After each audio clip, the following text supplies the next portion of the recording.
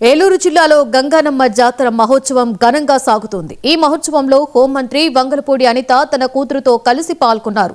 తూర్పు వీధి, పడమర వీధిలో అమ్మవార్లను దర్శించుకుని ప్రత్యేక పూజలు నిర్వహించారు. జాతరకు విచ్చేసిన హోంమంత్రిని ఉత్సవ కమిటీ సభ్యులు ఘనంగా స్వాగతించారు.